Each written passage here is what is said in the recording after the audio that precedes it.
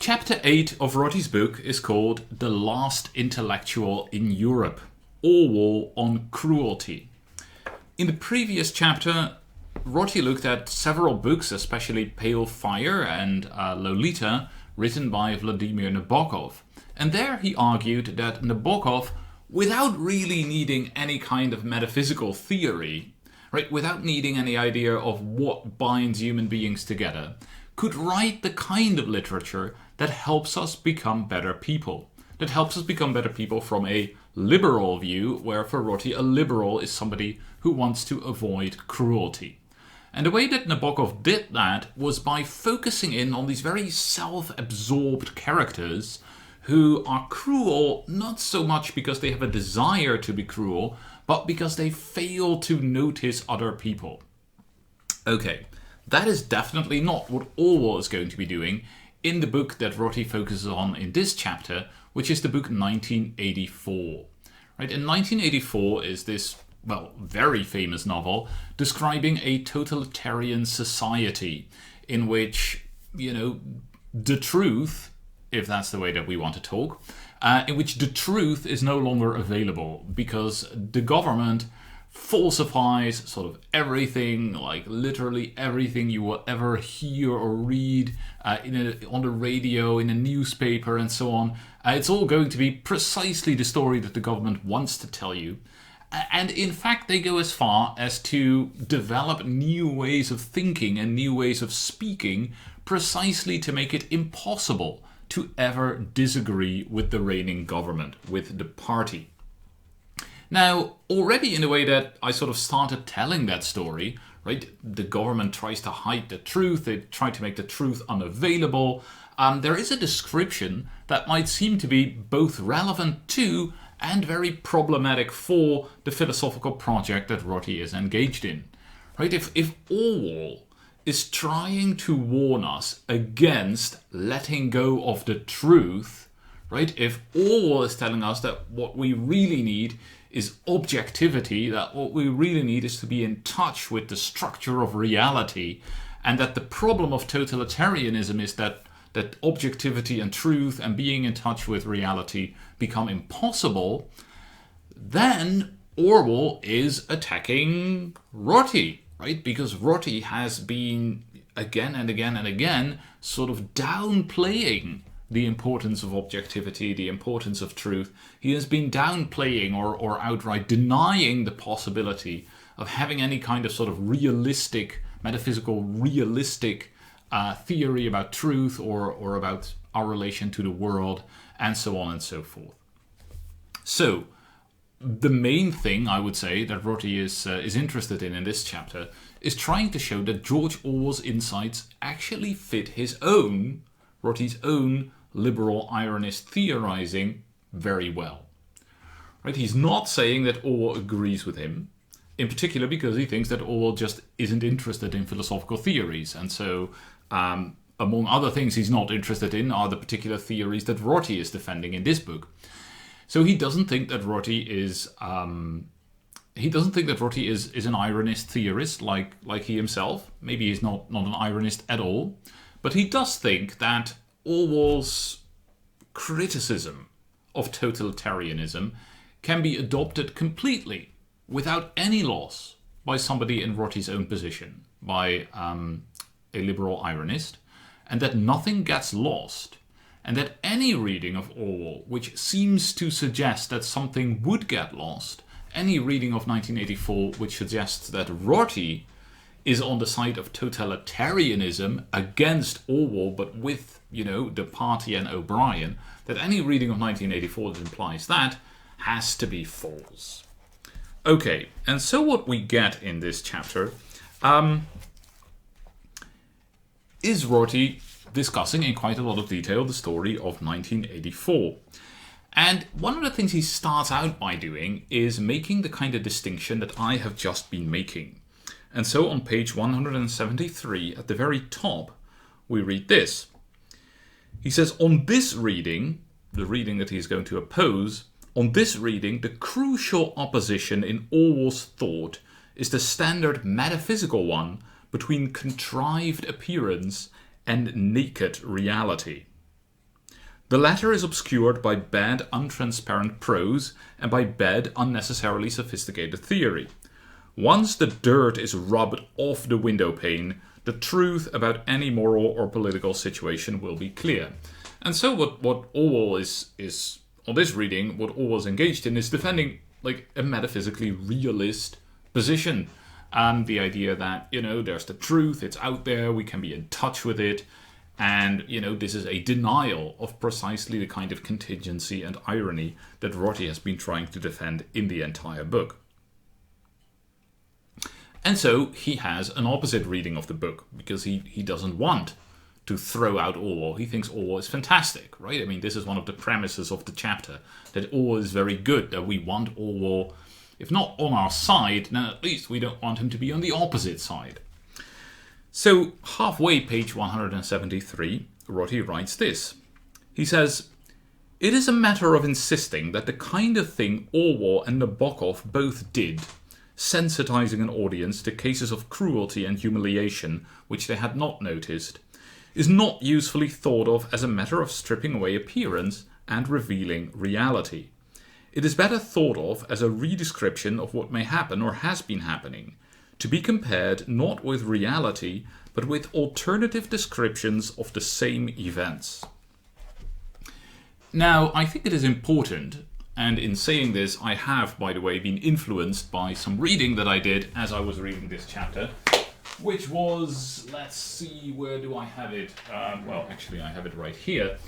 I was reading in Rorty and His Critics, edited by Robert Brandom, which contains an exchange. I mean, this is a very, very nice book because it has articles about Rorty and then it has a response by Rorty. And one of these articles is about Rorty's reading of 1984. It's Freedom, Cruelty and Truth, Rorty versus Orwell by James Conant. And then there's a response to Conant by Richard Rorty himself. Now, I'm not going to delve into the details of those articles, although they are very, very interesting. But reading those articles, Conant's criticism of Rorty makes me want to make the following distinction. On the one hand, we can read the situation in the way that Rorty wants it to be read here, which is that there are two opposite interpretations of Orwell, and they have to do with a very basic metaphysical problematic. It's the question of truth and objectivity. And so on the one hand, you could think of Orwell as a realist who says what's really important is that we are in touch with the world, that we have this objective truth with big capital letters. And on the other hand, there's an Orwell who doesn't care about that. And so it's somebody who might be taken into the ironist fold. This is the kind of discussion that Rorty is interested in the current book. But there's, of course, another way of hearing talk about truth and objectivity, a much more down-to-earth, a much more natural way. So it is possible, when somebody is talking about what we need is the objective truth, what we need is to strip away appearances and reveal reality, somebody might just be thinking about what investigative journalists do. Right? I mean, there are some politicians there, they're telling you a particular story, but is it true? Well, one of the things we would like to have are some journalists who, do research, who try to find out the details, and then sometimes we find out that those politicians haven't been telling us the truth, and there's a dirty stuff, waiting out there to be discovered by anyone who does the investigation. When somebody says, in a somber tone of voice, this society no longer believes in objective truth, that person could mean two pretty different things, right? One thing he could mean is, this society has dropped metaphysical realism, woe be us. And that's the kind of thing where, probably Rorty definitely would say, who cares? And maybe many of us, having, read some Rorty, might go along with that. But the person who says, our society no longer believes in objective truth, might also be talking about something else. Right? He might be saying, oh, it's so bad that there's no investigative journalism done anymore. Instead, everyone is just, on Twitter talking to their buddies without doing any evidence seeking at all, right? Without stepping for a moment outside of their bubble and doing like the most basic techniques that we all know and that we're all supposed to love, but without engaging in any of the basic techniques of truth finding. That's also something that you could mean, right? And that doesn't have any metaphysical implications. It's not a metaphysical claim, right? It's not a metaphysical claim to claim that, to claim that we no longer believe in objective truth and mean by that we are not properly engaging in investigations and inquiries the way we actually kind of know that we ought to do, but rather we find it convenient and fun to just scream at people we hate on social media. Now, I'm not saying that Orwell's talking about social media, of course, but I do think that we have to keep these two levels of discourse, like talking about big metaphysical theories on the one hand, and talking about, the practices that we engage in our society, that we engage in our society on the other hand, that we try to keep those apart. And maybe Rorty doesn't always do that, right? Rorty reads these discussions on Orwell, these discussions in Orwell, in a very metaphysical vein. And so he keeps insisting that Orwell can't really be interested in the truth. He can't really be interested in finding the truth. It must be the case that he's only interested in freedom. But if we read it in this second non-metaphysical way, if we read the discussion in that way, then it seems clear that you can, without any belief in metaphysical realism of any kind, be concerned about the truth, and be concerned about the truth maybe in ways where it doesn't make sense to say that if we take care of freedom, the truth will take care of itself. Right? If we're all free to say whatever we want on Twitter, but none of us engages in fact-finding and, checking of our arguments and talking, to people with different beliefs anymore, then we would seem to be in a situation where, in some sense we are free, but there's also something lacking, and it's not too problematic to call it truth, as long as we don't write truth with a capital T. Okay, I think in setting out the way of viewing this chapter, I have sort of already kind of made the argument. You can see where my argument is going, right? And my argument is going that, yeah, sure, what Rorty says definitely makes it possible to read Orwell as somebody who doesn't deny and who is not engaged in fighting Rorty's philosophical claims. But Rorty might be going too far when he says that this means that Orwell isn't really interested in truth, or that we don't need to talk about truth, or that if we take care of freedom, then truth will take care of itself. Because there are non-metaphysical ways of talking about truth, right? Pretty everyday, very practical ways of talking about truth and objectivity and so on, that might be very useful. Very useful in understanding totalitarianism, and very useful in, making our society a better society, without thereby necessarily going back to Platonism or anything like that. Okay, so let's go a little bit further into the chapter. Here is page 176. At the bottom of page 176, what Rorty is saying is this. He says, I suggest that the two passages can both be seen as saying that it does not matter whether 2 + 2 = 4 is true, much less whether this truth is subjective or corresponds to external reality. All that matters is that if you do believe it, you can say it without getting hurt. In other words, what matters is your ability to talk to other people about what seems to you true, not what is in fact true. If we take care of freedom, truth can take care of itself. Well, there is a sense in which Rorty is right? I mean, when he says that surely what is at stake in 1984 is not questions about subjectivity versus objectivity in the philosophical sense, or questions about correspondence versus coherence theories of truth or something like that.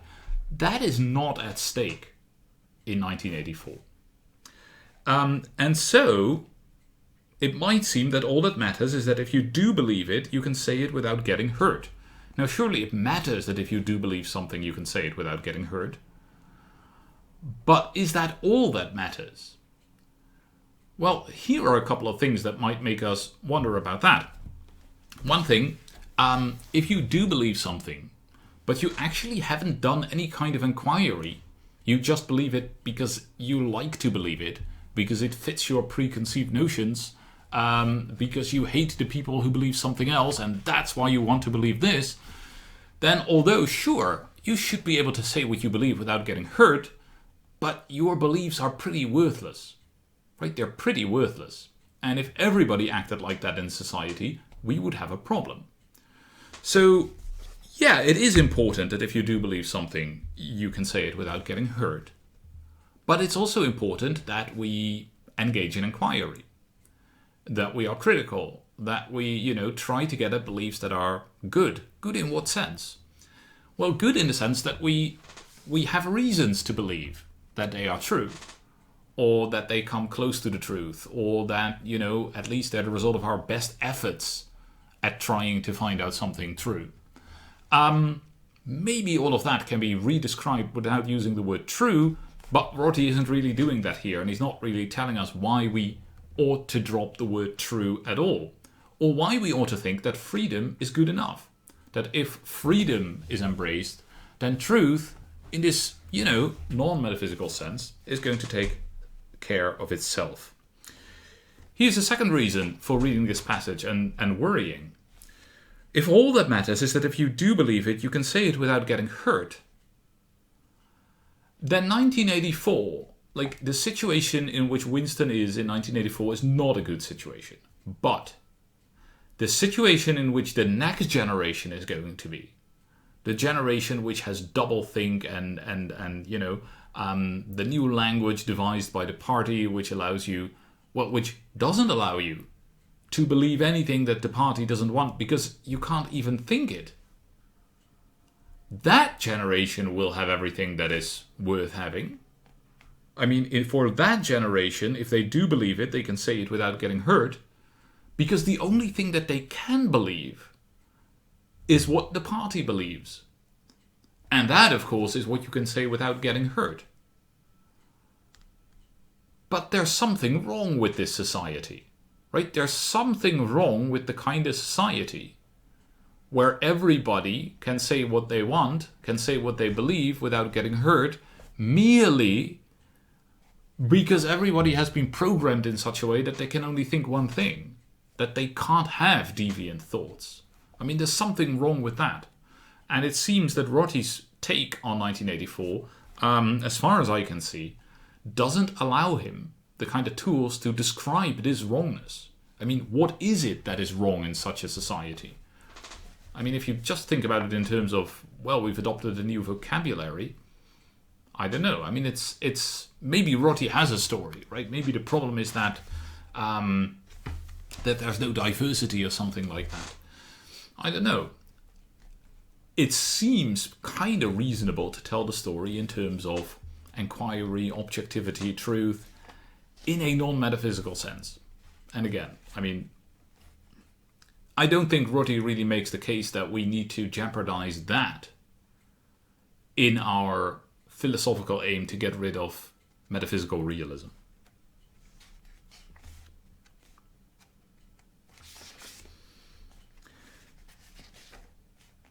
So, Rorty is probably right, or at least he is, I would say, on much safer ground when he insists, as he does, I think, in the chapter, and as he certainly does also in his reply to Conant, when he insists that it is not the case in a totalitarian society that you can just look at the facts and find the truth. Right? Rorty is surely right, or at least it's plausible, that in a really totalitarian society there is no such thing as an getting in touch with things, getting in touch with objective reality that will allow you to escape the socialization of the totalitarian society.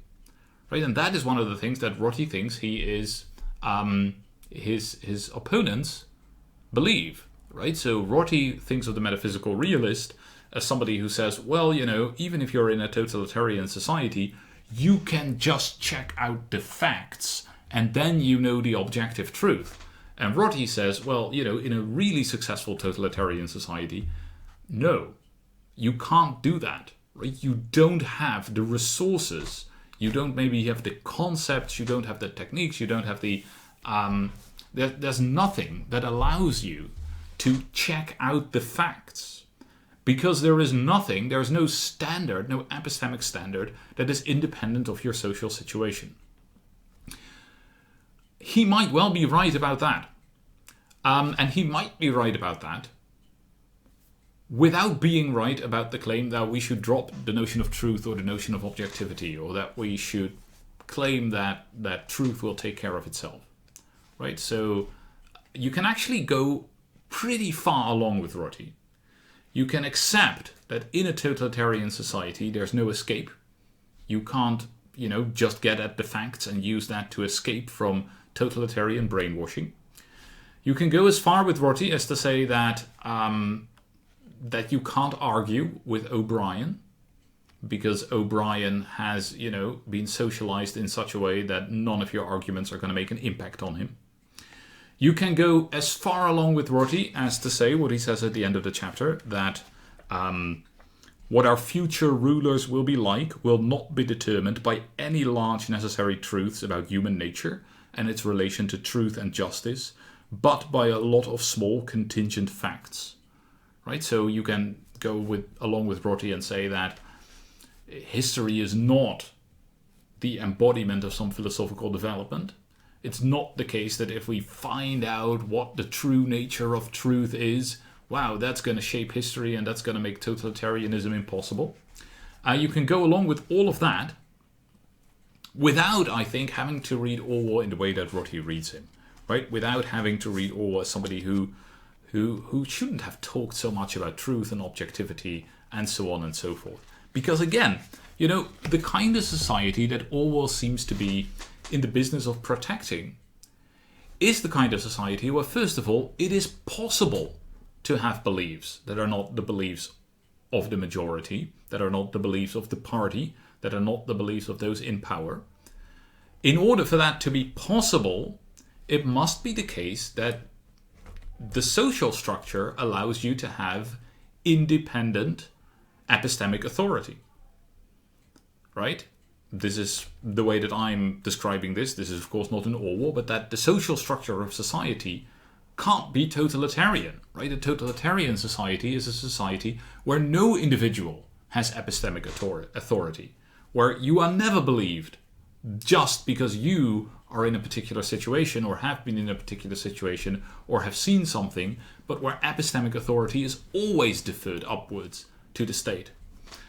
And so what Orwell would be concerned with, in my reading, is making sure that our society is such that individual epistemic authority, individual inquiry, making up your own mind, searching for the facts, is a possible social practice.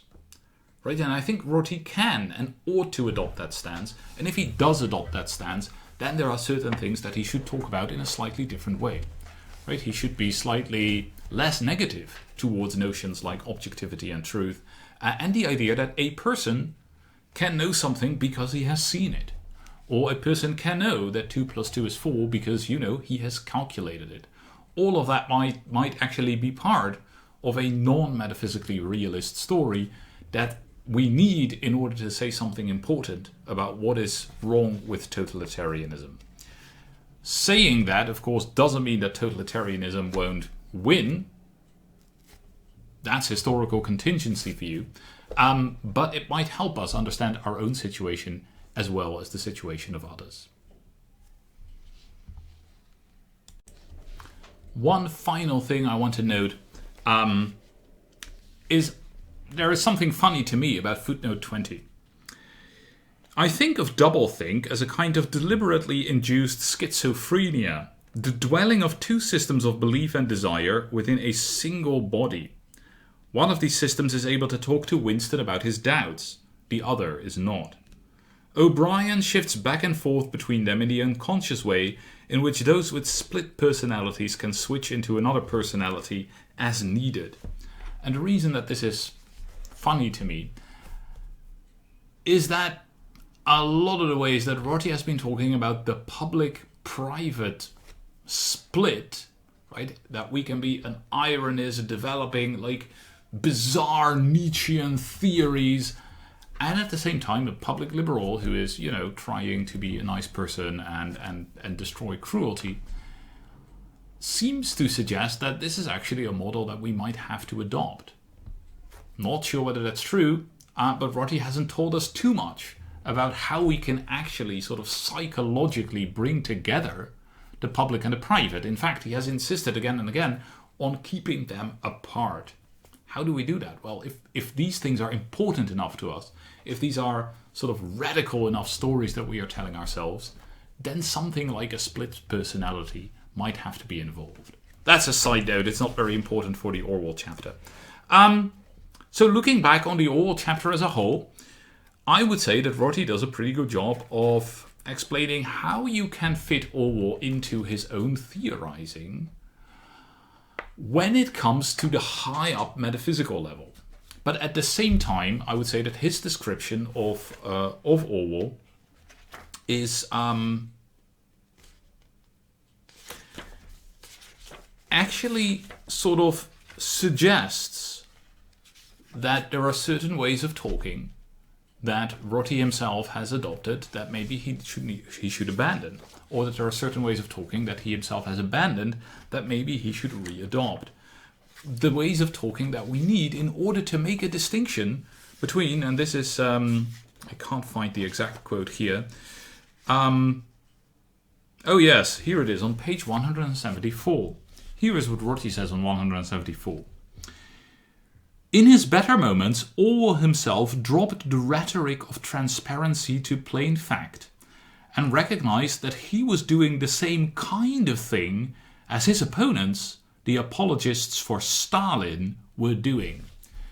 I think it would be really important for Rorty to see that without adopting metaphysical realism, without adopting the rhetoric of the transparency to plain fact in some metaphysical way, you can still have the resources to make a distinction between Orwell and the apologists for Stalin, and you had better have the resources to make a distinction between Orwell and the apologists for Stalin, right? Because what Orwell is doing, he is trying to get us into a mood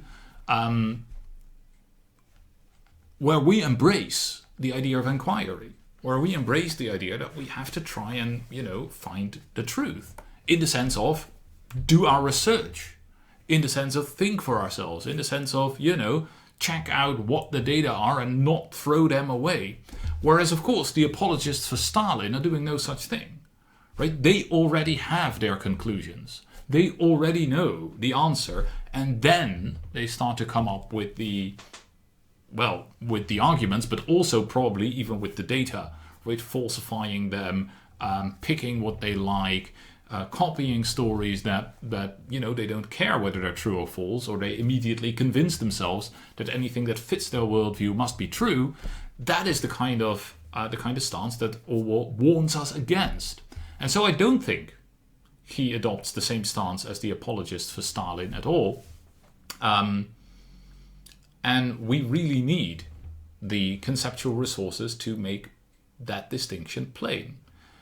And again, I think Rorty is just doing himself a disfavor by writing things down the way he's writing them down here, because he can keep, as far as I can see, he can keep basically his entire high up metaphysical or anti-metaphysical story and still keep the resources to make a distinction between Orwell and a Stalinist apologist, as he ought to.